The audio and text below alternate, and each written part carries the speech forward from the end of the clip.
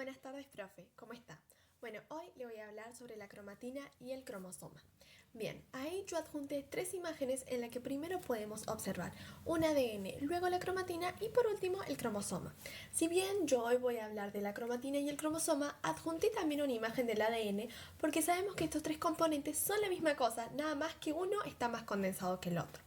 Bien, ahora, ¿qué es la cromatina? Sabemos que es un complejo de ADN y proteínas que vendrían a ser las histonas. Es el material por el cual están compuestos los cromosomas. La misma equivale a los cromosomas más o menos desarrollados. Bien, la cromatina se ubica en el núcleo de la célula. Está formado, como habíamos dicho, por ADN y proteínas que, como habíamos dicho anteriormente también, son las histonas. Existen dos clases. Está la eucromatina, que está siempre muy condensada, y por último la heterocromatina, que está un poco más relajada. Bien, ¿cómo se encuentra la cromatina durante la interfase? Se encuentra en un estado inhomogéneo. Las zonas más claras corresponden a la cromatina activa, que vendría a ser la eucromatina, como habíamos dicho anteriormente. El ADN se encuentra extendido para que pueda ser leída y transcripta la información genética. Y luego, cuando las zonas más teñidas corresponden a la cromatina más condensada, que vendría a ser la heterocromatina, donde el ADN está inactivo. Bien, existen dos tipos de heterocromatina. Primero encontramos la heterocromatina constitutiva, que está altamente condensada. Se halla de manera constante en todos los tipos celulares del organismo. La mayor parte corresponde al ADN repetitivo o redundante. Esta distribuye en diversas funciones, como por ejemplo la participación en la separación de las cromátidas durante la mitosis, luego tenemos el apareamiento cromosómico en la meiosis y por último tenemos la separación de regiones genéticamente activas. Bien, y luego tenemos la heterocromatina facultativa, que puede estar condensada, pero en periodos de síntesis pasa a eucromatina. Bien, el cromosoma, al igual que la cromatina, se ubica en el núcleo de la célula. Podemos decir que el cromosoma es cuando la cromatina está súper condensada y esta se clasifica según su forma. Bien, ahora, ¿qué es el cromosoma? Podríamos hacer un concepto de que son estructuras complejas ubicadas en el núcleo de la célula que están compuestas por cromatina. Bien, ahí podemos observar una imagen de un cromosoma y sus partes. Tenemos la cromátida, el terómero, el cinetocoro, los brazos del cromosoma, que según la posición del centrómero es como va a estar, si está un poco más largo, si está un poco más corto, que eso lo vamos a ver en un ratito. Luego tenemos las bandas, los satélites, etc. Bien, sabemos que si no tuviéramos cromosomas no habría posibilidad de reproducirnos, ya que no tendríamos el material genético que nos los provee el cromosoma. Bien, como habíamos dicho, los cromosomas se clasifican según la posición del centrómero, que como lo dice la palabra, es la parte del centro del cromosoma. Bien, ahí podemos ver que es el metacéntrico, es cuando el centrómero se ubica en la mitad del cromosoma. Luego está el submetacéntrico, que es cuando el centrómero está desplazado a la región central, de tal manera que los brazos tienen una longitud desigual. Y por último encontramos el acrocéntrico, que es cuando el centrómero está ubicado muy cerca de uno de los extremos del cromosoma, de modo que uno de los brazos es muy corto donde está el satélite. Bien, ahí podemos observar la imagen de la clasificación de cromosomas. Primero tenemos el metacéntrico, luego submetacéntrico y por último el acrocéntrico, que es según la posición del centrómero es como se van a clasificar. Bien, ahora, ¿por cuántos cromosomas estamos conformados? ¿Por cuántos cromosomas está conformado el ser humano? Sabemos que el cariotipo humano está formado por 46 cromosomas. Está organizado en parejas de 23, 22 de autosoma, que son los cromosomas no sexuales, y una pareja de cromosomas sexuales. Bien, en el cariotipo masculino va a estar conformado por XY y en el cariotipo femenino por XX. Cada par de cromosomas está compuesto por un cromosoma materno y otro paterno, ambos homólogos desde el punto de vista estructural como funcional. Bien, acá podemos observar los cromosomas tanto en el cariotipo masculino como el femenino. Y podemos observar que en el último cromosoma, que vendría a ser el número 23, se diferencia el cariotipo masculino del femenino porque el cromosoma masculino es XY y el femenino es XX, que este vendría a ser el cromosoma sexual.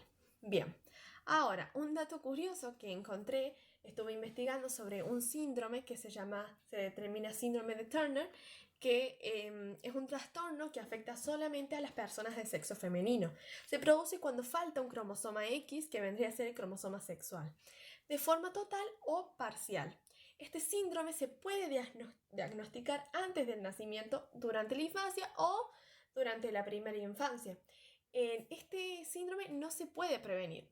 Es un problema genético alterado en el espermatozoide o en el óvulo de uno de los progenitores, que provoca la falta de un cromosoma X, justamente que es el cromosoma sexual.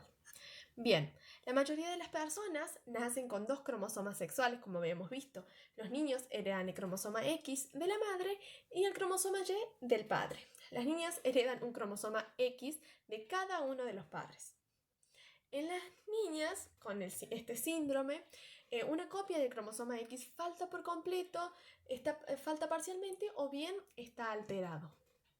Bien, podríamos englobar todo diciendo que es un trastorno cromosómico en el que una mujer nace con solo un cromosoma X sexual. Este síndrome se caracteriza por un cromosoma sexual ausente o incompleto.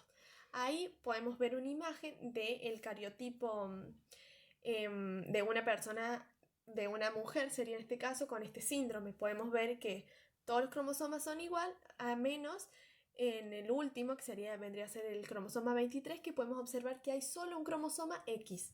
Y esto es causado justamente este síndrome porque le falta un cromosoma que le impide